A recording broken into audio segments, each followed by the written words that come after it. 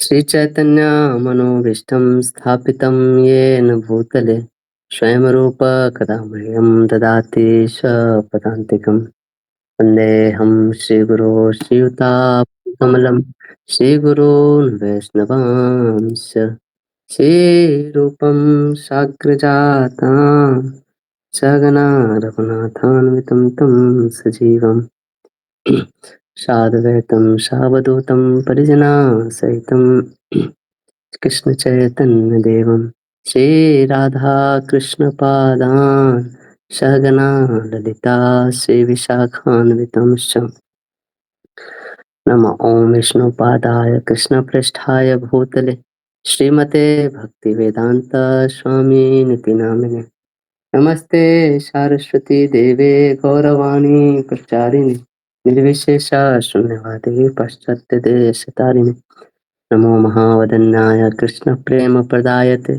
कृष्णाय कृष्णचैतन्य नामिने गौरतसे नमः।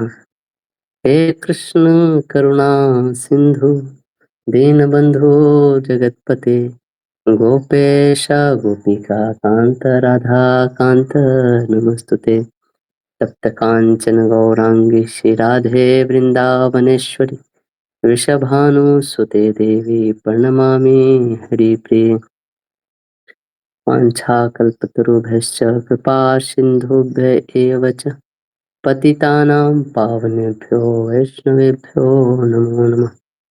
जय श्री कृष्ण चैतन्य प्रभु नित्यानंद श्री अद्वैत गदाधर शिवासादि गौर भक्तवृंद हरे कृष्णा कृष्णा कृष्णा हरे हरे हरे राम राम राम हरे हरे। हरे कृष्णा, आप सभी का स्वागत है भगवद गीता कक्षा में।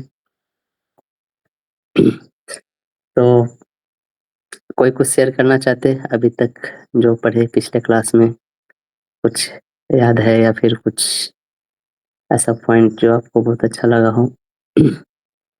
एक बार रिवीजन भी हो जाएगा हम लोग का।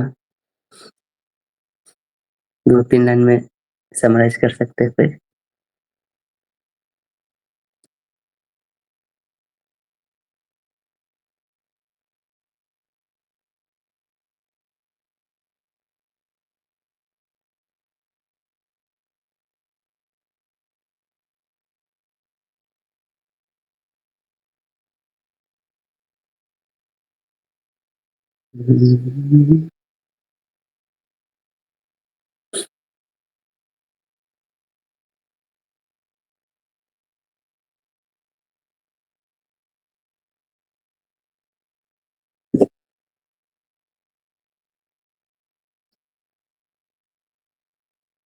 ओके, चलिए आगे बढ़ते हैं। तो हमने देखा था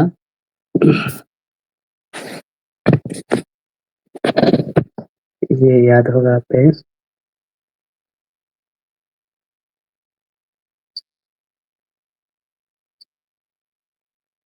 मेरी आवाज आ रही है आप लोग को?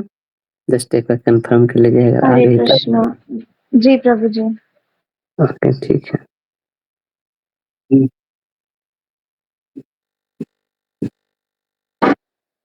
पशु जीवन है ना, सबसे नीचे था, है ना?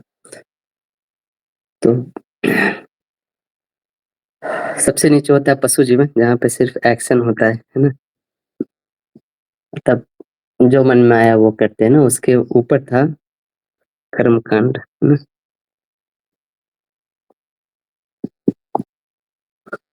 कर्मकांड में एक्शन होता है, एक्शन के साथ डिसिप्लिन होता है ना? ना। तो जैसे कोई वैलेंटाइन डे मनाता है ना, तो वैलेंटाइन डे मनाने से वो आपका जो भगवान की तरफ जो एंगल है ना वो नहीं बढ़ेगा, लेकिन आप वैदिक उत्सव मनाते हो तो उससे आपका भगवान की तरफ एंगल बढ़ता जाएगा। अरे हमने ये देखा था, भगवान की तरफ एंगल, कर्म करते कर्म फल होता है, और कर्म फल कैसे कैसे किधर किधर जाता है ना? और जितना ही वो भगवान की तरफ जाता है उतना ही वो सकाम से निष्काम कर्म होते जाता है ना? तो सबसे हाईएस्ट लेवल का जो निष्काम कर्म वो है जब हम वो कर्म का फल भगवान को सौंप देते हैं, है ना? तो कोई भी चीज दुनिया में करने के लिए अब देखोगे तपस्या लगता है ना? हार्ड वर्क करना पड़ता है ना?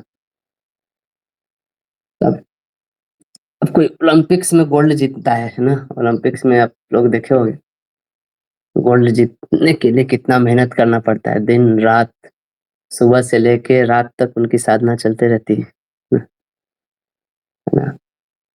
एक एक मोमेंट उनके लिए कीमती होता है।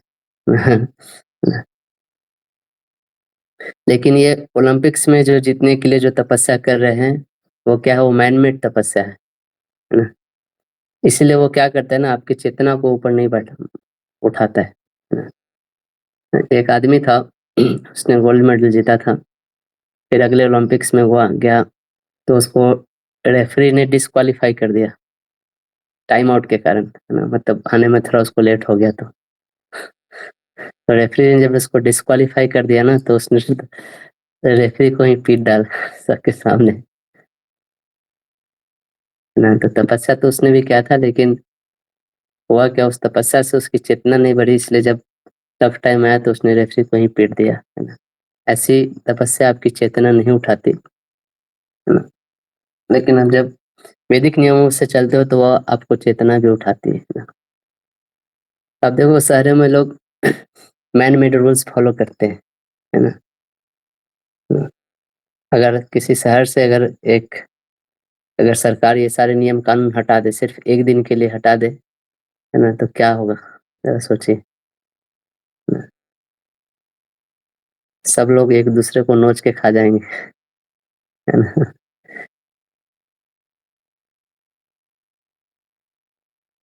सारे लोग क्यों लाइन से चल रहे हैं? क्योंकि कुछ नियम कानून बने हुए हैं गवर्नमेंट के, है ना? बट जो भक्त लोग होंगे वो क्या करेंगे? भक्त लोग हम जपा करेंगे कि नहीं करेंगे? अगर गवर्नमेंट कर बोल दे, है ना, कि हम सारे नियम कानून हटा देते एक दिन के लिए देश में से, तो भक्त लोग बैठ के जपा करेंगे कि नहीं?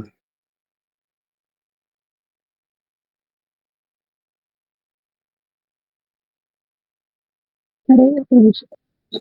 पक्का आप करोगे? जी प्रभु जी। ठीक है, करेंगे, है ना?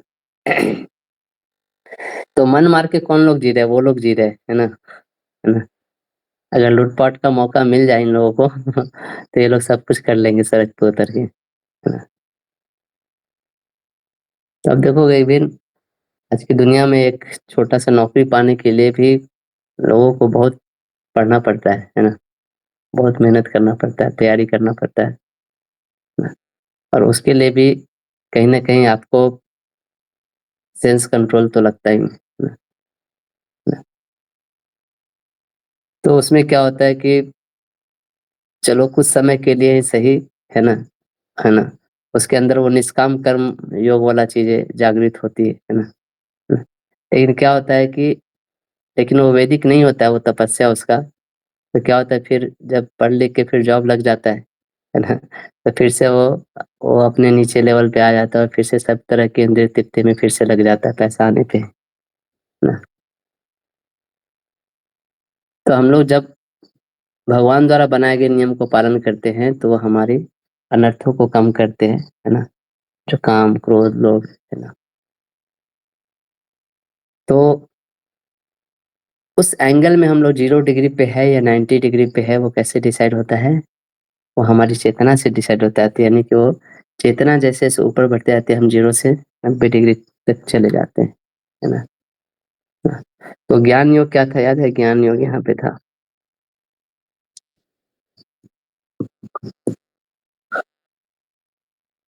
तो तो ज्ञान योग में जाने के लिए एटलीस्ट संन्यास रिक्वायर्ड होता है ना? वो एटलीस्ट संन्यास तो लेना ही पड़ता है। I am not this body but the soul, ये लेवल पे आना पड़ता है आदमी को। जितनी भी दैहिक आसक्ति है ना, वो सब छोड़ने पड़ते हैं। और जब वो आत्मा के स्तर पे आकर जीने लगता है, इसलिए उसके कोई भी एक्शन पे कोई भी रिएक्शन नहीं मिलता है। ध्यान योग के ऊपर होता है अष्टांग योग, उसके ऊपर होता है भक्ति योग।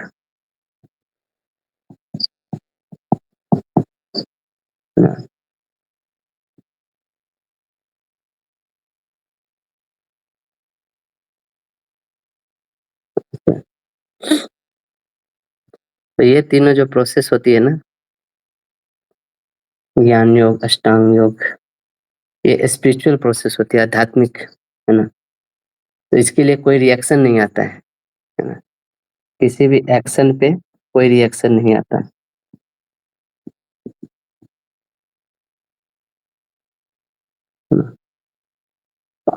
अष्टांग योग क्या होता है कि आप अपने कहीं एकांत जगह पे जाके रहो, जंगल में, जहाँ पे कोई लेना देना नहीं समाज से ना, और आप ध्यान लगाते हो अपने सारे इंद्रियों को कंट्रोल में करके, मन को एकाग्र करके, दोनों आंख और नाक के बीच में अपने आधा आंख खोल के आधा आंख बंद करके परमात्मा पे आप ध्यान करते हो, है ना। बहुत ही ऑस्टियर कंडीशन में रहते हो, ठंडा हो, गर्मी हो, बारिश हो, पहनने के लिए कुछ नहीं, खाने के लिए कुछ जंगल में जो भी मिल जाए खा लो, इस टाइप की चीजें रहती है। वो तपस्या वाला जीवन होता है। भक्ति योग की आप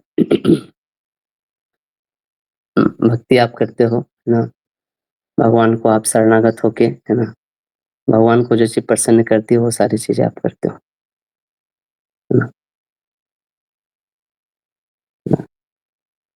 तो ये जो सारे चीजें है ना, ज्ञान योग, अष्टांग योग और भक्ति योग, है ना, उसके लिए कोई भी कर्म किया जाता है तो वो उस कर्म का कर्म फल नहीं लगता है ना, क्योंकि वो तीनों क्या है, एकदम एब्सोल्यूट प्लेटफॉर्म पे, है ना।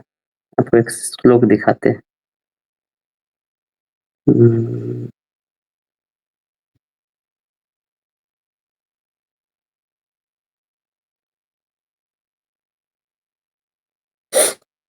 हम्म,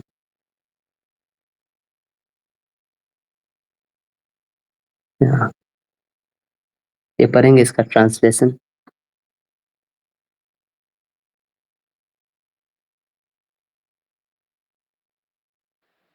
जी प्रभु। The absolute truth is both subject and object, and there is no qualitative difference there. Therefore, Brahman, Paramatma, नहीं, and Bhagwan are a, qualitative. अनुवाद नहीं पढ़, ये तात्पर्य नहीं पढ़ना, अनुवाद पढ़िए सिर्फ। Okay, Sanjay. Learned transcendentalists who know the absolute truth call this non-dual substance Brahman, Paramatma, or Bhagwan. हाँ, तो ये जो नॉन डुअल सब्सटेंस है ना, जिसको अद्वैत तत्व बोलते हैं, है ना, है ना, ये क्या होता है, ब्रह्मन, परमात्मा और भगवान, है ना। तो यहाँ जो हम लोग देख रहे थे ना, ज्ञान योग, अष्टांग योग और भक्ति योग, तो ज्ञान योग होता है ब्रह्मन प्लेटफॉर्म पे, है ना। हम सिर्फ यहाँ पे ये जानते हैं एक आत्मा होती है और एक सत होता है और एक असत होता है ना, ब्रह्मन और अब्रह्मन। और अष्टांग योग परमात्मा पे ध्यान होता है और भक्ति योग भगवान पे ध्यान होता है, ऐसा समझिए। तो ये नॉन डुअल सब्सटेंस जो भी आध्यात्मिक चीजें हैं, उसके लिए कोई कर्म करते हैं तो उसका कर्म फल नहीं लगता है ना। सो ये डिवाइन होता है ना, इस प्रोसेस को क्या बोलते हैं, ये तीनों प्रोसेस को बहुत ही डिवाइन बोलते हैं ना। और कर्म कांड कैसा है, कर्म कांड है कि चलो हम अपने लाइफ में कुछ डिसिप्लिन फॉलो करते हैं, है ना, अपने प्रॉफिट के लिए, है ना, अपने अच्छे के लिए, है ना। और कर्म कांड और ये ज्ञान योग दोनों के बीच का जो प्रोसेस है उसको बोलते हैं कर्म योगा, है ना। ये दो टाइप का होता है, एक होता है सकाम कर्म योग,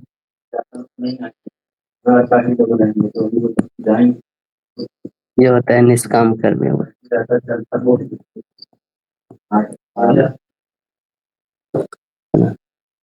तो ये दोनों प्रोसेस इसके बीच में आती है, कर्म कांड से ज्ञान योग तक जाने का, एक तो कर्म कांड मतलब हम अपने प्रॉफिट लॉस के लिए जो कुछ करते हैं, अच्छा से हम कैसे भौतिक दुनिया में रह सकते हैं, और ज्ञान योग होता है पूरा जो अध्यात्म तत्व जो है वो इस बॉर्डर लाइन से चालू होता है ना, ये बॉर्डर लाइन है। तो इसके बीच का जो स्टेयर है ना, वो है कर्मयोग ना। तो इसमें क्या होता है, सकाम कर्मयोग में होता है जैसे इसमें एक्शन होता ही है, इसमें डिसिप्लिन भी होता है, और साथ साथ इसमें एक गोल भी रहता है, लक्ष्य ना, है ना। जैसे कोई आदमी अपने अपने पहले था कि जस्ट नियम पालन कर रहे हैं ना, कुछ कर रहे हैं ना, क्योंकि अच्छा से चलो, लेकिन यहाँ पे क्या होता है सकाम कर्मियों में एक लक्ष्य भी होता है इसका, है ना, कि हम जो कुछ कर रहे हैं उससे हमको कुछ प्रॉफिट भी मिल रहा है क्या, है ना। फिर वो धीरे धीरे ऊपर बढ़ता है, पहले सिर्फ अपने लिए करता था, आगे चल के फिर अपने शादी होती है उसकी तो फिर भी बच्चों के लिए भी करता है, फिर अपने परिवार के लिए भी सोचता है ना। तो मिला जुला के इस तरह वो उसका एक लक्ष्य भी हो जाता है ना, कि अपने परिवार को चलाना ना, इस टाइप से। इस काम कर्म योग में भी ये सब चीज होता है, एक्शन होता है, डिसिप्लिन होता है, गोल होता है, इसमें एक एक्स्ट्रा चीज होता है डिटैचमेंट, है ना। डिटैचमेंट मतलब एक अनासक्ति जिसको बोलते हैं, है ना, निस्वार्थ भाव से वो जो चीज करता है ना, उस पे हमको फायदा हो या ना हो, है ना, चलो ऐसे ही कर दिया, है ना। जैसे कभी जा रहे हैं तो, है ना, रास्ते पे किसी भिखारी को देखे तो पैसा दे दिए, है ना, किसी को पानी पिला दिए, किसी को भोजन करा दिए, है ना। तो इस टाइप से जो होता है वो निष्काम कर्म योग होता है ना। ज्ञान योग में क्या होता है, ज्ञान योग में एक्शन होता है लेकिन इसका कोई रिएक्शन नहीं होता है ना। इसमें भी डिसिप्लिन होता है, गोल होता है, डिटैचमेंट होता है, प्लस एक एक्स्ट्रा चीज जुड़ जाती है, वो है नॉलेज ना। नॉलेज, ज्ञान, ज्ञान मतलब हम शरीर नहीं आत्मा है, ये वाला नॉलेज, है ना। उसी तरह अष्टांग योग में भी एक्शन का कोई रिएक्शन नहीं होता, इसमें भी डिटैचमेंट होता है, गोल होता है, डिसिप्लिन होता है, इसमें नॉलेज होता है, प्लस एक्स्ट्रा चीज जुड़ जाता है, वो है मेडिटेशन, ध्यान लगाना होता है इसमें परमात्मा के ऊपर। फिर भक्ति योग में जो एक्शन होता है वो भी अकर्म में आता है, उसका भी कोई रिएक्शन नहीं लगता है, इसमें भी डिसिप्लिन होता है, गोल होता है, डिटैचमेंट होता है, नॉलेज होता है, मेडिटेशन होता है, प्लस इसमें भगवान वाला फैक्टर होता है, भगवान के प्रसन्नता के लिए हम सब कुछ करते हैं, है ना। ना तो ये जितने भी तरह के जो पद्धति है, ये पशु जीवन से ऊपर तक जो जाते हैं ना, सबसे जो हाईएस्ट है ना, वो है भक्ति योग। इसमें ये चेतना का स्तर नीचे से ऊपर उठते जाता है। तो भक्ति योग कोई कर रहा है ना, तो वो सारे जो चीजों का फल है, नीचे कोई भी प्रोसेस का फल है उसको वो मिल जाता है ना। ये मैं अपने मन से नहीं बोल रहा, प्रभुपाद लिखते हैं, मैं आपको दिखाता हूँ 6.47 श्लोक के परपोट में लिखते हैं प्रभुपाद भगवत गीता।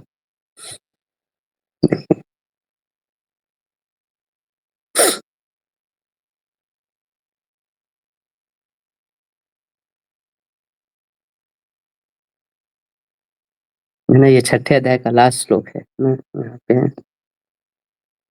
हाँ ये पढ़िए तो यहाँ से द कल्मिनेशन, यहाँ से पढ़िए परपोट। The culmination of all kinds of yoga practices lies in Bhakti Yoga. All other yogas are but means to come to the point of Bhakti in Bhakti Yoga. Yoga actually means Bhakti Yoga. All other yogas are progressions toward the destinations of Bhakti Yoga. From the beginning of Karma Yoga to the end of Bhakti Yoga is a long way to self realization. Karma Yoga without fruitive results is the beginning of this path. When Karma Yoga increases in knowledge and renunciation, the stage is called Jnana Yoga. When Jnana Yoga increases when when Jnana Yoga increases in meditation on the super soul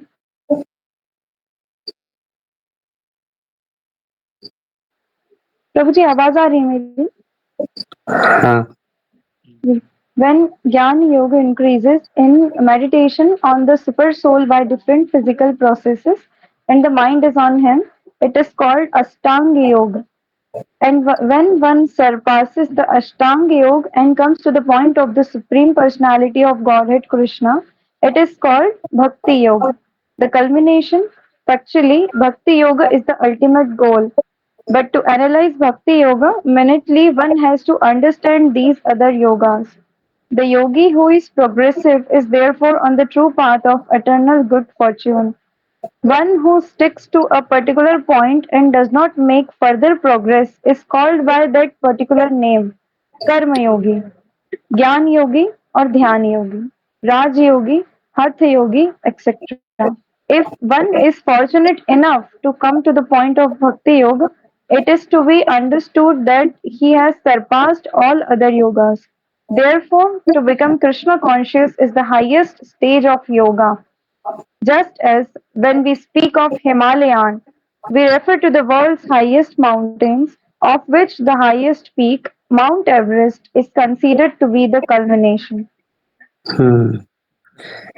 तो प्रभुपाद भी वही लिख रहे हैं, है ना। मैं जो बोल रहा था कि जो भक्ति योगा है वो एकदम टॉप मोस्ट है ना, पहाड़ की जो सबसे ऊंची शिखर है वो है भक्ति योग, है ना।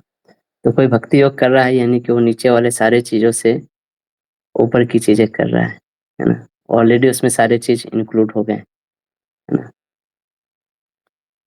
ठीक, तो हम लोग कोई भी कर्म करते हैं और उस कर्म का एक कर्म फल बनता है ना। तो अगर उस कर्म का फल हम भगवान को अर्पित कर देते हैं तो वो भी क्या है, बहुत डिवाइन है।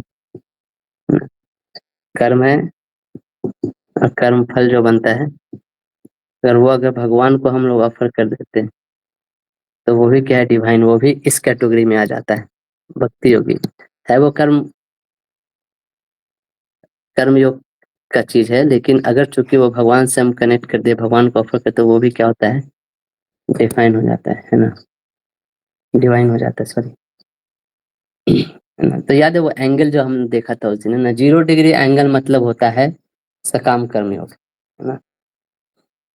और 90 डिग्री एंगल है ना, 90 डिग्री एंगल मतलब परफेक्ट कर्म योग, है ना, कि हम अपने जो कर्म का जो फल है वो भगवान को अर्पित कर दिए, है ना। तो वो भी बहुत दिव्य माना जाता है ना। तो अब है कि ये जो 0 डिग्री है और एक 90 डिग्री है, इसके बीच का जो डिग्री है ना, वो इसके बीच के जो एंगल है, वो एंगल को हम लोग आज देखने का प्रयास करेंगे। यानी कि सकाम कर्मयोग के बिगिनिंग से लेकर निष्काम कर्मयोग के लास्ट तक का जो एंगल है, ये 0 डिग्री है, यहाँ पे 90 डिग्री है। इसके बीच का जो एंगल है वो हम लोग आज देखना चाहिए, चालू करेंगे, है ना। तो जैसे आप देखोगे बहुत लोग जैसे IAS ये सब का तैयारी करते हैं ना, देश के लिए सेवा करना चाहते हैं ना, देश के लिए कुछ करना चाहते हैं ना, लेकिन आप देखोगे जब IAS बनते हैं, है ना, तो फिर वो भी वो भ्रष्टाचार के कुछ चक्कर में फंसी जाते हैं ना। वो भी मनी स्कैम और ये सब, वो सब आए दिनों ये सब आपको मीडिया पे सुनने को मिलेगी। तो गोल था एक देश की सेवा करना, लेकिन उसके लिए जो प्राइस पे करना होता है ना, वो जो एक निष्काम रूप का जो मूल्य है ना, प्राइस ऑफ डिटैचमेंट जिसको बोलेंगे, है ना, वो लोग पे नहीं कर पाते।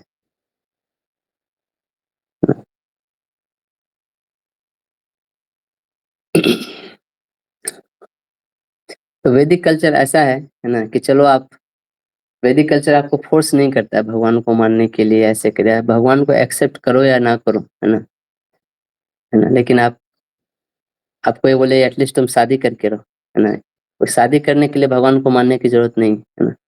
भगवान को नहीं मानो तो भी तुम शादी करके रह ही सकते हो ना, है ना? और जब वो शादी करके, जैसे ही वो शादी करता है तो फिर वो अपने बीवी बच्चों के लिए भी कुछ करता है ना। तो क्या करता है कि एटलीस्ट उसका जो है ना, कि अपने लाइफ में कुछ तो उसका है ना, वो निष्काम भावना आया ना, पहले वो सिर्फ अपने बारे में ही सोचता था। उसका सुबह जब उठता था और रात को जब सोता था तो सिर्फ उसका जो पूरा जो घूमता था चेतना वो अपने अपने ही चारों तरफ घूमता था, है ना? एटलीस्ट शादी कर लिया तो उसके लाइफ में कुछ डिटैचमेंट है, अपने से बाहर भी किसी एक जीव को देख रहा है ना? उसके लिए भी कुछ काम कर रहा है ना? उसके लिए भी कुछ निष्काम कर्म कर रहा है ना? तो 0 डिग्री से उसका एंगल कुछ तो बढ़ गया है ना? 1 डिग्री बढ़ गया या 2 डिग्री बढ़ गया, 3 डिग्री ऐसे ऊपर अब बढ़ना चालू हो गया, है ना? चलो भगवान को मान रहा है या नहीं मान रहा है वो अलग बात है, लेकिन शादी करके रहने से उसके एक एंगल बढ़ रहा है लाइफ में। फिर जब शादी कर लेता है तो बोलता है अरे एक तुम्हारा परिवार है, तुम्हारे यहाँ पे फिर एक रिश्ता बन जाता है, फिर गेस्ट लोग आना चालू हो जाते हैं, है ना? एक दूसरे फैमिली से रिश्ता बन जाता है, उस फैमिली के लोग आना चालू हो जाते हैं। तो फिर बोलते हैं तुमको अतिथि सत्कार करनी चाहिए, ना? तो वो ना नहीं बोल सकता है ना? ना? तो एंगल थोड़ा और बढ़ता है। अपने बीवी बच्चे को छोड़ के अब दूसरे को भी उसको अटेंड करना पड़ता है ना? है ना? कोई अतिथि आ जाता है तो घर में एडजस्ट करना पड़ता है ना चीज़ें, है ना? उसके हिसाब से फिर खाना बनाना पड़ता है, फिर सोने का जगह चेंज करना होता है, कुछ थोड़ा मोड़ा एडजस्ट तो करना ही पड़ता है। सैक्रिफाइस एक निष्काम भावना तो दिखानी ही पड़ती है। हाँ, फिर बोलते हैं तीर्थ यात्रा कर लो, है ना? कार्तिक महीना आ रहा है कहीं घूम के आ जाओ, है ना? तो जब तीर्थ यात्रा करने जाता है तो वहाँ पे कोई आते देखते साधु बैठा हुआ, ओ बाबा भगवान के नाम पे कुछ दे दीजिए, दे दीजिए। तो फिर उसको कुछ दान देना पड़ता है ना? तो इस तरह से नियम सब जो बनाए गए हैं, है ना? कि वो कुछ डिग्री एटलीस्ट एडवांस करना चालू कर देता है वैदिक नियम को फॉलो करते ही, है ना? यद्यपि वो 90 डिग्री तक नहीं जा पाता है, लेकिन उसका जो जो ग्राफ है ना वो 0 डिग्री से ऊपर तो उठने लगता है ना? है ना? है ना? ठीक है, यहाँ तक सब समझ में आ रहा है?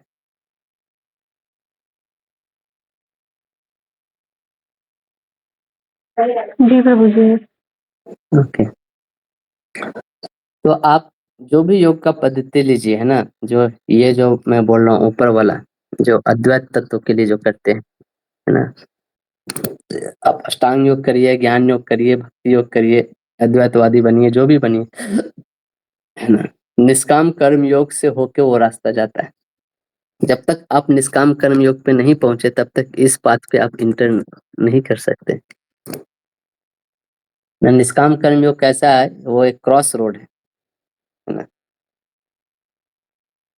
निष्काम कर्मयोग, इनके भाई मतलब निष्काम कर्मयोग, निष्काम कर्मयोग एक क्रॉस रोड है।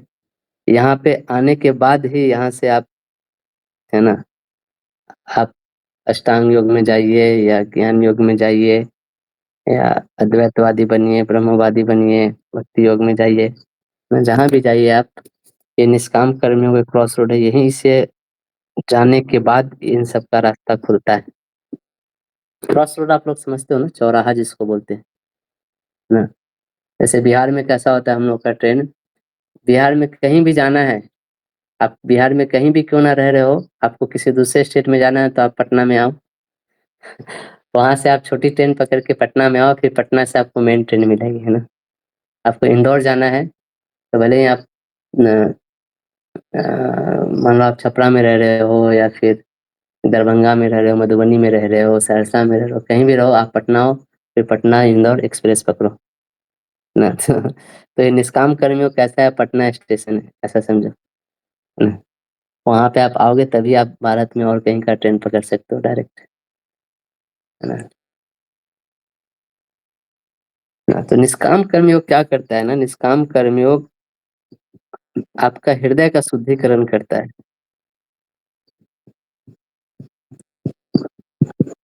इसको बोलते हैं ना purification, purification of heart, English में बोलेंगे इसको, है ना? अगर आप डायरेक्टली जंप मार दो, है ना, आप निष्काम कर्मयोग नहीं करो और डायरेक्टली आप संन्यास ले लो, है ना, ज्ञान योग पे आ जाओ मान लो, है ना, तो सन्यासी बनने के बाद भी वो आदमी बहुत प्रॉब्लम फेस करेगा।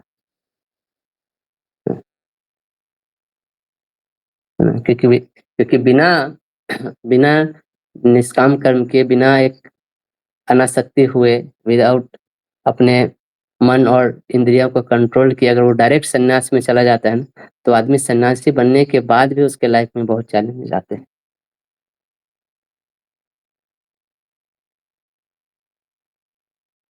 हाँ,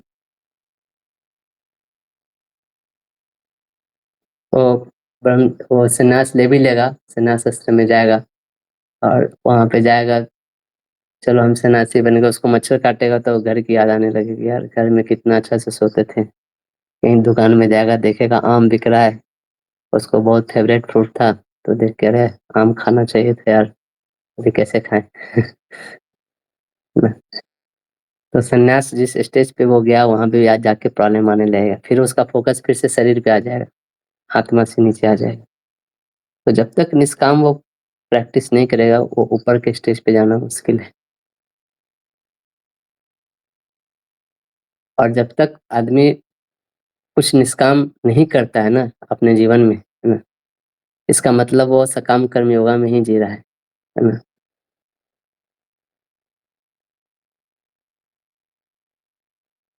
तो कोई जैसे ब्रह्मचारी बनता है ना, बहुत लोग, हो सकता है आप लोग उससे भी ब्रह्मचारी बनना चाहते हो, है ना। तो बाय डिफॉल्ट वो अपने लाइफ में ये डिटैचमेंट प्रैक्टिस करता है, क्योंकि वो घर बार छोड़ के आता है, कुछ तो डिटैचमेंट उसने दिखा दिया ना अपने जीवन से, है ना। और कोई गृहस्थ है तो वो, उसके लाइफ में डिटैचमेंट कैसे आती है, तो दान देने से आती है ना।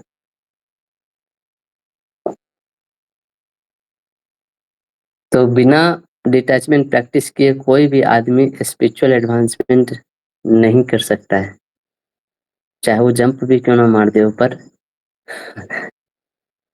वो नीचे आ जाएगा फिर। So detachment is a must thing.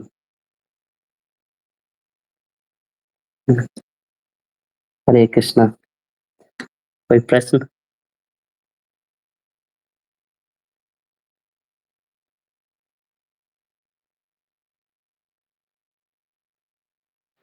Hare Krishna हरे प्रभु जी, कृष्णा प्रभु दंडवत जी, प्रणाम। प्रणाम। दंडवत प्रणाम।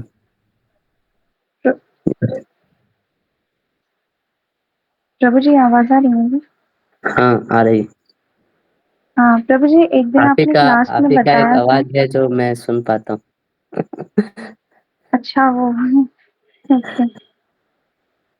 प्रभु जी, बोलिए। आपने कुछ दिन पहले क्लास में एक ये बताया था कि हम्म, कृष्णा सबसे पहले आपकी जो सबसे ज्यादा आसक्ति होती है उसी पे अटैक करते हैं, है ना। yes, तो yes, आप चाहो ना चाहो तो वो हम्म, आसक्ति आपकी खत्म होगी ही। तो सपोज अगर हमें पता है हमारी लाइफ में कोई एक हमारी आसक्ति है जिससे हमें जिसको छोड़ पाना हमारे लिए पॉसिबल नहीं हो पा रहा है, इजी नहीं हो पा रहा है, हम्म, तो क्या इसका मतलब ये है कि हमको एकदम निश्चिंत हो जाना चाहिए कि नहीं कृष्णा तो कर देंगे ना, पर हमको भी तो ट्राई करना पड़ेगा ना उसके लिए, कि नहीं हम भी उससे दूर हाँ। होने का ट्राई करें, नहीं, या फिर कृष्णा। ये भी इल्यूजन में नहीं रहना चाहिए कि कृष्णा कर देंगे, कृष्णा कुछ भी नहीं करते हैं, है ना। वो सिर्फ आपको फील्ड से इंट्रोड्यूस कर देते हैं, है ना। हाँ आपका सिर्फ रथ ला के खड़ा कर देंगे, है ना। बस आपको उस फील्ड से इंट्रोड्यूस करते हैं जहाँ पे आपकी आसक्ति है ना। फिर आपको एक्ट करना पड़ता है, उस चीज को, अपनी चेतना को उठाने के लिए आपको मेहनत करना पड़ता है। जी प्रभु जी, बट फिर कुछ सिचुएशंस ऐसी आती हैं लाइफ में उसी पर्टिकुलर अटैचमेंट के कारण, जब हमें ही दुख होता है, हमें हर्ट होता है, तो क्या ये कृष्णा की तरफ, कृष्णा का एक्शन होता है या फिर ये माया का एक्शन होता है? वो डिपेंड करता है हमारी चेतना कैसी है ना। हमारे लाइफ में प्रॉब्लम्स आना, हर्ट होना, ये सब हमारी चीजें पे कि हम किस पर्सपेक्टिव से उस चीज को देखते हैं, है ना। एक ही सिचुएशन को बहुत अलग अलग पर्सपेक्टिव से देखा जा सकता है लाइफ में, है ना। जैसे मान लीजिए अर्जुन जो चीज देख रहा था, जब वो भीष्म पितामह को देखे और अपने द्रोणाचार्य को देखे, तो उनका क्या पर्सपेक्टिव था देखने का, कि ये लोग तो पूजनीय हैं हमारे, है ना? बचपन से लेकर आज तक इनके मैं पैर छूते ही आया हूँ, है ना। इनको जब भी बात किया हूँ तो अपना सर झुका के बात किया हूँ, इनका मैं गला कैसे काटूंगा, है ना? तो ये वो भी पर्सपेक्टिव कोई गलत नहीं है, लेकिन कृष्ण उनको एक अलग पर्सपेक्टिव दिखा रहे हैं कि तुम इनमें अब अपना गुरु और अपना तात को मत देखो। इनमें ये देखो कि ये अधर्म की तरफ खड़ा है और ये अधर्मी लोग हैं और ये तुमसे युद्ध करने के लिए आए, है ना? और फिर उनको ज्ञान देते हैं आत्मा के स्तर पे, है ना? कि ये तात गुरु और ये सब चीज़ कुछ नहीं होता है, इससे हायर होता है। इनके पीछे का एसेंस को देखें कि सब कोई आत्मा है जो कि मेरा अंश है ना? तो मैं जो बोल रहा हूँ वो सबसे हाईएस्ट है, तुम उसका पालन करो, अपने धर्म का पालन करो और युद्ध करो, है ना? तो एक अलग पर्सपेक्टिव उनको दिखाते हैं। तो हर सिचुएशन को देखने का अलग-अलग पर्सपेक्टिव हो सकता है। तो हम जब हर्ट होते हैं, ये चीज़ होते हैं, तो हम उस चीज़ को अपने लाइफ में कैसे परसीव करते हैं, इस पे डिपेंड करता है कि हमारा एडवांसमेंट किस हमारी चेतना का विकास होगा कि नहीं होगा। जैसे कुंती महारानी और कर्ण आप देखोगे, कर्ण की लाइफ में भी बहुत प्रॉब्लम आए, लेकिन कर्ण हमेशा दूसरे को ब्लेम करके भाग जाता था। और उससे ज़्यादा प्रॉब्लम कुंती महारानी के जीवन में था। हाँ, बचपन से लेके जब से जन्म हुआ, है ना, एक तो मतलब उनको दूसरे के यहाँ भेज दिया गया, है ना, गोद ली गई दूसरे राजा के द्वारा। वहाँ पे कुंवारी कन्या थी, तभी उनको एक एक बच्चे को एक मंत्र दे दिया है कि तुम किसी भी देवता को बुला सकते हो। बिना शादी किए माँ बन गई वो, एक और प्रॉब्लम। लेकिन बच्चे को अब छोड़ नहीं सकती क्योंकि वो माँ है, तो उसका धर्म है उसकी रक्षा करना और सारा इंतजाम करती है है ना, कि कर्ण की जगह पे पहुंचे और इसका कोई रक्षक हो। जब भी कर्ण को देखती थी उसके अंदर वो भावना आता था ना, पति मर गए और 5 बच्चे छोटे-छोटे, और ऐसी जगह पे रहना है जहाँ पे सब उसके दुश्मन भरे हैं, सब हमेशा उनका जान लेने के लिए सब तत्पर हैं। कोई जहर दे के मारने की कोशिश कर रहा है, तो आग जला के मारने की कोशिश कर रहा है। एक एक बहू आई, उसका भी ना इज़्ज़त नीलाम हो गया सबके सामने।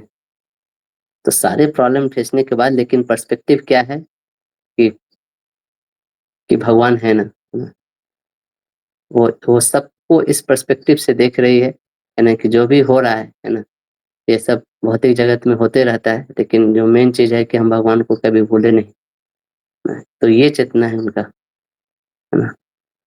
अप्स एंड डाउन्स आते रहते हैं, उससे वो फाइट भी करती है, लेकिन हमेशा भगवान का शरण लेके करते हैं। लेकिन यही सिचुएशन किसी दूसरे के लाइफ में आए तो उसका पर्सपेक्टिव कुछ और भी हो सकता है ना? वो ये देखेगा कि कैसे भाई हुक एंड क्रुक, है ना? मैं ये चीज़ें कर लूँ, मैं वो चीज़ें कर लूँ, है ना? कैसे मैं शॉर्टकट अपना के ज़्यादा पैसा कमा लूँ, है ना? तो बहुत सारी चीज़ें हो सकती है। तो प्रभुपाद एक फेमस स्टेटमेंट बोलते थे, advancement in Krishna consciousness depends upon the attitude of the follower, है ना? तो वो जो स्टेटमेंट है ना कि कृष्णा आपका आसक्तियों का सामना करवाते हैं, वो यही है कि आप बहुत जेन्युइन हो, है ना? भक्ति में वाले प्रोसेस पे चल रहे हो, तो भगवान भी आपसे प्रेम करते हैं, इसलिए आपको आसक्ति को आपको फेस कराएँगे, इस टाइप से। लेकिन फेस करने के बाद आप कैसे रिस्पॉन्ड करेंगे वो फिर आप पे ही छोड़ देंगे, है ना? तो पूरा भगवत गीता सुनाने के बाद भी भगवान क्या बोलते हैं कि यथा इच्छसि तथा कुरु। अब तुम्हारी जो इच्छा हो वो तुम कर सकते हो अर्जुन। हुँ, तो ऐसा है।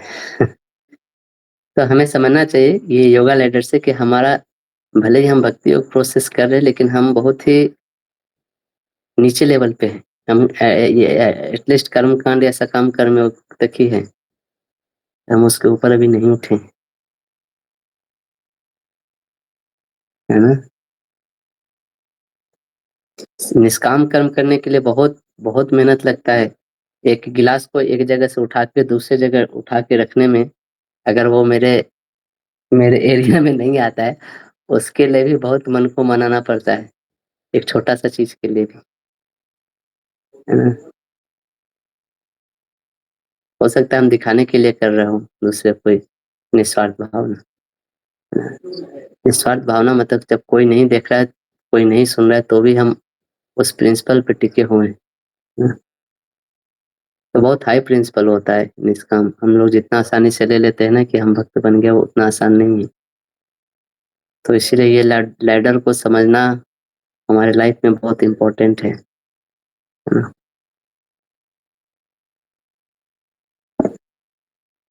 हरे कृष्णा। समझ पा रहे हो कि थैंक जी प्रभु जी।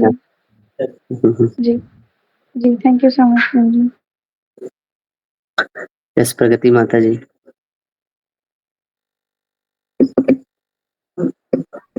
जी प्रभु जी, हरे कृष्णा बहुत प्रणाम। प्रभु जी, जैसे आप बोल रहे थे कि डिटैचमेंट प्रैक्टिस करना बहुत जरूरी है, बट समहाउ अदर मुझे ऐसा लगता है कि मतलब अगर हम डिटैच्ड हो जाते हैं चीजों से तो फिर करने के लिए जो है वो मोटिवेशन फैक्टर कई बार जो है वो कम हो जाता है। तो फिर वो चीज जो है आई मीन उसको फिर कैसे लेके आ सकते हैं, या फिर मतलब मुझे पर्सनली ऐसा लगता है कि जब मतलब अगर अटैच किसी भी चीज से मतलब वो हैप्पीनेस फिर कैसे मिलती है ऐसा लगता है। या ये जो है ना कि मैं डिटैच हो जाते हैं तो मोटिवेशन कम हो जाता है, ये दोनों स्टेटमेंट यही दिखाता है कि हम डिटैच नहीं है फिर। हाँ है कि नहीं? आप ये स्टेटमेंट को कभी हाँ फिर से 2 बार रिपीट करके हाँ सुनना। हाँ मतलब वो मतलब उसका सेटिस्फैक्शन नहीं होता, फिर मुझे ये लगता है कि डिटैच होने के बाद में भी फिर उस काम को करने का सेटिस्फैक्शन मिलता है क्या, मुझे ये समझ नहीं हाँ, सेटिस्फेक्शन मिले या ना मिले, है ना, वो एक एक दूसरा चीज है ना। ना एक निस्वार्थ भाव से जब आदमी करता है तो सेटिस्फेक्शन के लिए भी नहीं करता है ना। लोग ऐसा बोलते हैं कभी कभी, आप देखोगे बहुत सारे सेल्फलेस ना, सेल्फ हेल्प बुक के समय मिलेगा, है ना, कि किसी के लिए ना एक कुत्ते के लिए खाना डालने में बहुत बहुत आदमी को वो जो सुख मिलता है, बहुत ज्यादा सुख मिलता है ना? बांट के खाने से बहुत ज्यादा सुख मिलता है, किसी गाय को खाना खिला दिया बहुत ज्यादा सुख मिलता है ना? ना तो वो एक वो सुख इसलिए मिलता है क्योंकि वो उसका लेवल चेतना का उठ गया है ना, उसके कारण उसको सुख मिलता है। वो काम करने से सुख नहीं मिलता है, वो मतलब विरक्त हो गया है, उसका चेतना का लेवल ऊपर उठ गया, निष्काम कर्म में। तो इसीलिए वो बहुत ही हल्का हल्का महसूस करता है अपनी लाइफ में, है ना, है ना?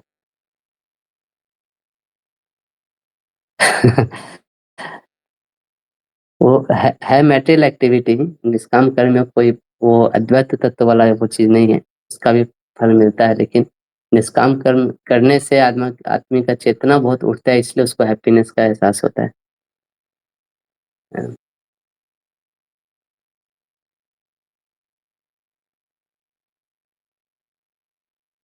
और हमारा 2 चीज होता है, हम बहुत रिस्पॉन्सिबिलिटी लेते हैं तो अटैच हो जाते हैं, और निष्काम की बातें आती है तो डिटैच हो जाते हैं, है ना?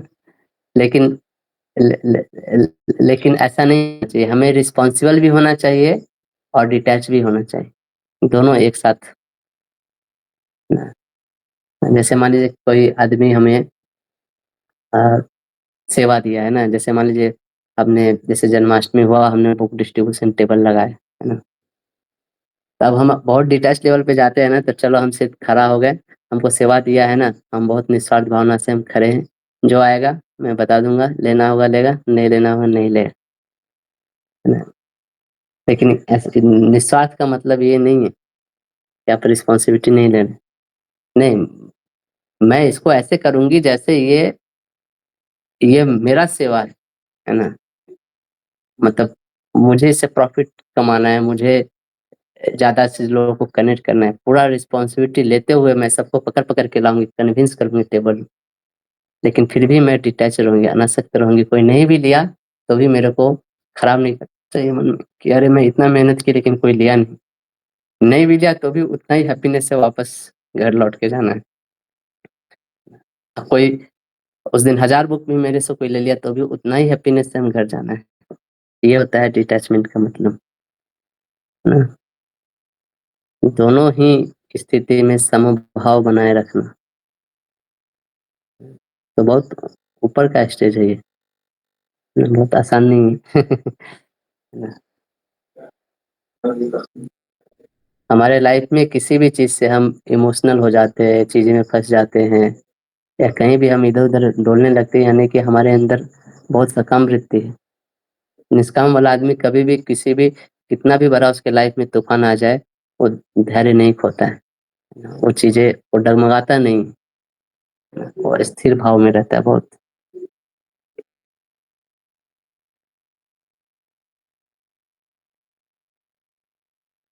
ठीक है? जी, प्रभु जी। प्रभु जी, जैसे आपने जो बुक डिस्ट्रीब्यूशन वाला मान लीजिए एग्ज़ाम्पल दिया, उसमें हुँ। मान लीजिए कि अगर बुक नहीं गया, तो भी अगर हम खुशी-खुशी आएँगे, तो फिर अगली बार और अच्छा परफ़ॉर्म कैसे करेंगे? मतलब कोई फ़र्क ही नहीं पड़ेगा तो। हाँ, तो रिस्पॉन्सिबिलिटी का मतलब यही ना, फ़र्क नहीं पड़ा लेकिन हम रिस्पॉन्सिबिलिटी के साथ वो चीज़ कर रहे हैं, है ना? हम रिज़ल्ट के बेसिस पे मोटिवेशन लेके नहीं कर रहे हैं चीज़ें, है ना? वो मेरा धर्म है करना, है ना? मैं उस लेवल पे आ गया हूँ, वो मेरा धर्म है करना इसलिए हम धर्म का निर्वाह कर रहे हैं, है ना? उसका रिज़ल्ट कुछ भी हो, है ना?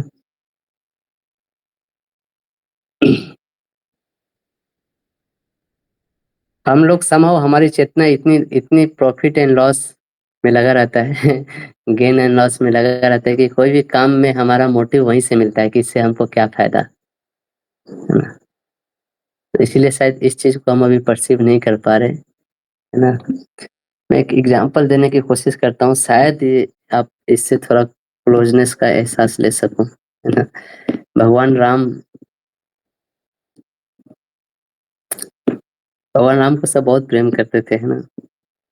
भगवान हैं और उनका शादी-वादी होके अयोध्या में रह रहे थे। सब लोग चाहते थे, इनफैक्ट सब लोग इंतज़ार कर रहे थे कि क राम कब राजा बनेंगे।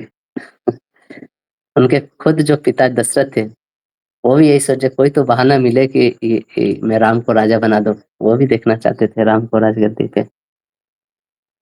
और एक दिन एक बहाना ढूँढ के उन्होंने ये घोषणा की कि कल राम का राज्याभिषेक कर देंगे। पूरा प्रजा लोग इतनी खुशी थी मतलब पागल हो गई थी, ऐसा समझो आप। मतलब उस दिन कोई सो नहीं रहा था, है ना? ऋषि मुनि तक नहीं सो रहे थे। वशिष्ठ जी 108 नदी का पानी एक दिन के अंदर अरेंज किए, है ना? हर जगह सड़क का सफाई हो रहा है, ध्वजा गड़ रहा है, म्यूजिशियन सब आए हैं, अलग-अलग चौराहे पे नृत्य चल रहा है, म्यूजिशियन सब बैठ के रात भर बजा रहे हैं, है ना? दीपक जल रहा है, सब कोई लग गया है, जुट गया, पूरा अयोध्या को ऐसे सजा दिया है जैसे कोई नई नवेली दुल्हन सजने वाली हो, है ना? लेकिन किसी को पता नहीं कि अयोध्या के गोप भवन में क्या ही चल रहा था, किसी को कानो-कान खबर नहीं। और सुबह-सुबह वशिष्ठ जी आ गए अपने शिष्यों सब के साथ पूरा मंडली लेके सब बड़ा-बड़ा 108 नदियों का पानी लेके, "हे सुमंत किधर हो तुम? लेट हो रहा है, मुहूर्त निकला जा रहा है, राजा कहाँ है? जल्दी बुलाओ, राम कहाँ है? उनको बुला के लाओ।" है ना? और सुमंत जी जाते हैं दशरथ को बुलाने तो अलग ही देख रहे हैं सीन कि दशरथ ज़मीन पे पड़े हुए हैं और कैकेयी बगल में खड़ा है। वो इस चीज़ को पर्सीव नहीं कर पा रहे हैं। सिर्फ़ ये बोलते हैं कि राम को बुला के ले आओ और राम आते हैं और राम जब अब राजा बनने वाले हैं तब वो नॉर्मली नहीं चल सकते। उनके पीछे-पीछे छतरी लगा हुआ है, ना सेनाएँ चल रही है ना? जहाँ पे भी चल रहे हैं बगल में पंखा डुलाते हुए, चावल डुलाते हुए चल रहे हैं। पूरा प्रोसेशन के साथ जा रहे हैं। दशरथ के महल में पहुँचे तो राम बाकी लोग को बाहर रोक दिया, अंदर गए और वहाँ पे ये सब चर्चा हो रही है। कैकेयी बोल रही है कि आपको ये 2 चीज़ करना है, ना वन जाना है और 14 वर्ष के लिए वन जाना है और ये जो राजगद्दी मिलने वाला है, ये ये भरत को दे दो तुम अपने छोटे भाई। राम को ये स्टेटमेंट सुन के उनके उनके मस्तिष्क पे एक शिकंजे तक भी नहीं आई। ये जब सुने वो, उनका उनका मूड भी होता है ना चेंज, कितना ड्रास्टिक चेंज है उनके लाइफ में। ये देखिए, राजा बनने वाले उन्होंने कुछ मूड बनाया होगा, कुछ सपने देखे होंगे, कुछ सोचे होंगे ऐसे करेंगे और अचानक आज ये आ गई है। इससे बड़ा ड्रास्टिक चेंज कोई हो सकता है क्या? कोई राजा बनने वाला और वो बैंकरप्ट हो गया अगले दिन। बोलते हैं राम के अंदर थोड़ा सा भी न हर्ष न शोक कुछ भी नहीं है ना। राम बोलते हैं कि ये तो और भी अच्छी बात है, कल तक तो सिर्फ पिताजी की आज्ञा थी कि मैं राजा बनूं, आज मुझे माता और पिता दोनों की आज्ञा मिल रही है बन जाने की। ये तो और भी अच्छी बात है। तो राम जी राजा भी बनते तो भी उसको बहुत रिस्पॉन्सिबिलिटी से राज्य का कार्य करते। वन भी जा रहे हैं तो वो उतना ही रिस्पॉन्सिबिलिटी से जा रहे हैं, क्योंकि दोनों ही केस में वो इस चीज से अटैच नहीं है कि हमको क्या करना पड़ रहा है, हमारे लाइफ में क्या होगा। अटैच किससे है कि मैं धर्म का पालन कर रहा हूँ कि नहीं, मैं अपने पिता के आज्ञा का पालन कर रहा हूँ कि नहीं। बोलते कि मेरे को सुख राज्य लेने से नहीं मिल रहा है और मेरे को दुख वन जाने से नहीं मिल रहा है, मेरे को सुख मिल रहा है मेरे को पिता की आज्ञा का पालन करने से, कहीं मैं इस चीज से ना चूक जाऊं, है ना। है ना? तो निष्काम कर्म योग जो होता है ना, उसमें सुख मिलता है कि हम अपने धर्म का पालन कर रहे हैं कि नहीं। ये सुख नहीं देना चाहिए कि रिजल्ट क्या हो रहा है, लेकिन उसको रिस्पॉन्सिबिलिटी से करना ये हमारा धर्म है ना। तो सुख वहां से आता है।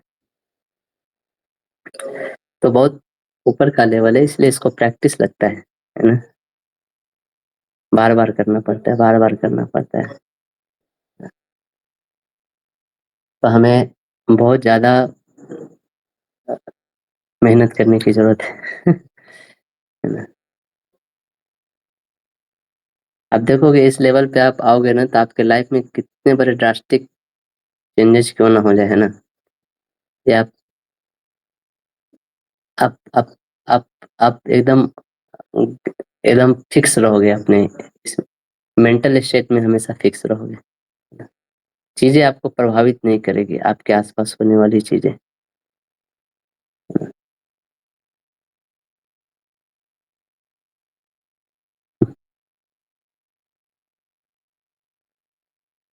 ठीक है। जी प्रभु जी, थैंक यू सो मच, बहुत डिटेल में आपने एक्सप्लेन किया इसके लिए। इसलिए आप देखोगे मैं जब बोलता हूँ कोई जब जो लोग एटलीस्ट जो अर्निंग करते हैं ना, जैसे कभी कभी मैं किसी को बोलता हूँ कि आपको एटलीस्ट कुछ पैसा आपको दान देना चाहिए मंदिर में प्रचार के लिए, धर्म के कार्य के लिए, है ना। क्योंकि लोगों की जो पूर्ण आसक्ति होती है ना वो पूरा पैसों में होती है, पैसों में सबसे ज्यादा आसक्ति होती है। तो लोगों को कभी कभी ऐसा लगता है, परसीव होता है कि अरे मैं अपने मंदिर के लिए मांग रहा हूँ। अरे नहीं, वो मेरा पर्पस नहीं है। आप दोगे तो आपके अंदर वो निष्काम कर्म की भावना धीरे धीरे धीरे धीरे धीरे धीरे जागृत होगी, है ना। कभी भी ये नहीं समझना चाहिए दान देने से मैं सामने वाला का भला कर रहा हूँ। हमारे क्षेत्र में दान देने से मेरा भला हो रहा है, ये मेरा धर्म है ना। तो अभी जब जब तक कहीं कहीं ना कहीं से जब हम निष्काम प्रैक्टिस स्टार्ट नहीं करेंगे कभी फलित नहीं होगा। एक छोटा सा किसी को बोलो कि आप हर दिन तुलसी में पानी दिया करो, फिर तुलसी देने से भी बहुत पुण्य मिल जाता है। एक छोटा सा निष्काम कर्म भी करने के लिए बोलो, लोगों को बहुत दिक्कत होता है ना, वो कर नहीं सकते ना। तो लेकिन हमें प्रैक्टिस करना चाहिए, हमें ये डेली शेड्यूल में देखना चाहिए कि हम कुछ ऐसा निष्काम भाव से कर्म कर रहे हैं क्या। तो जब आप पैसा दान में देते हो ना तो आप हर दिन जो मेहनत करके जो कमाते हो, है ना, जब आप इस तरह बस में धक्के खाते हुए जाते हो, इतना एंजाइटी टेंशन लेते हो, मेहनत करते हो ना, सबसे कंपनी पॉलिटिक्स और ये वो सबसे झेलते हुए जब मेहनत करके पैसा कमाते हो और वो जब आप ऐसे दे दे तो निष्काम भावना से ना, तब आप हर दिन जो काम कर रहे हो ना उसमें कुछ निष्काम भावना भाव से उसका यूज हो रहा है ना, आप फिर प्रोग्रेस करते हो, है ना।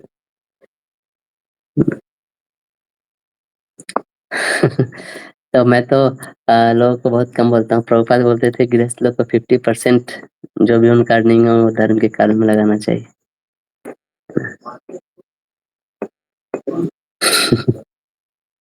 और वैदिक टाइम में लोग 100% चीजें धर्म के कार्य में लगाते थे, है ना।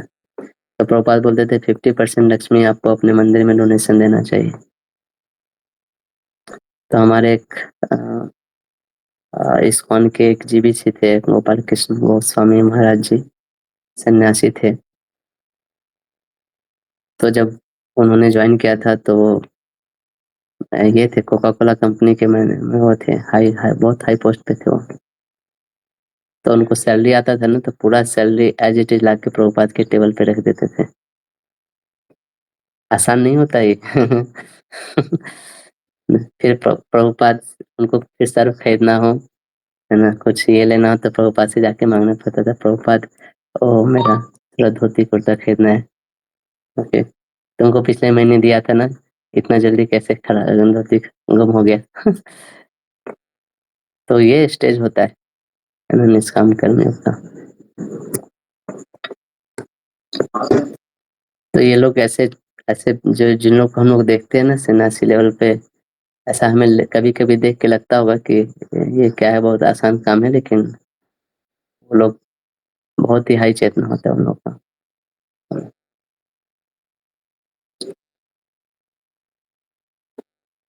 एक बार राधानाथ महाराज कहीं पे गए हुए थे, तो उनको किसी ने दही सर्विंग कर दिया गलती से, किसी माता जी ने बहुत अच्छा दही जमाया था। तो उस माता जी को असिस्टेंट ने आके बोला, अरे महाराज दही नहीं खाते, तुमको पता नहीं है क्या, है ना, क्योंकि महाराज का कैसा नेचर है, कोई कुछ प्रेम से देता है तो वो मना भी नहीं करते। एक माता जी ने उनको एक बार बहुत तीखा कुछ खिला दिया था ऐसा, तो वो खा लिए थे, लेकिन बाद में जाके उनको उल्टी करना पड़ा।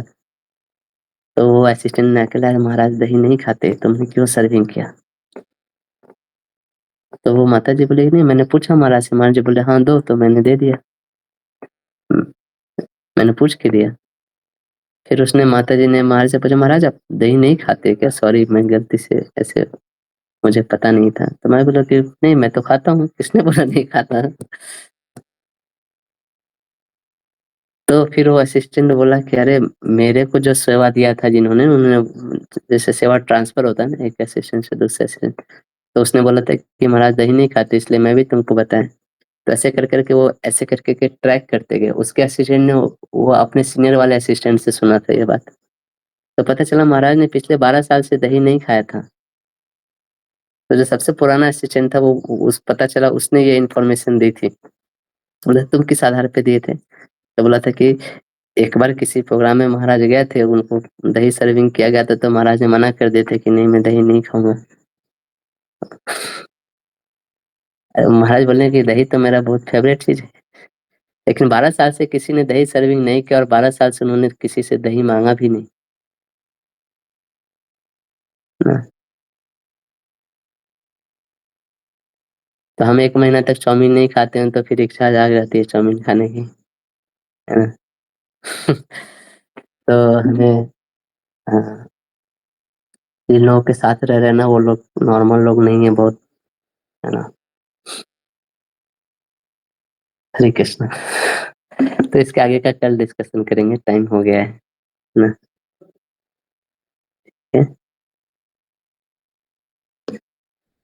जी प्रभु जी, थैंक यू सो मच प्रभु जी। हरे कृष्णा। हरे कृष्णा। कृष्ण हरे कृष्णा प्रभु जी, दंडवत प्रणाम। हरे कृष्ण प्रभु जी।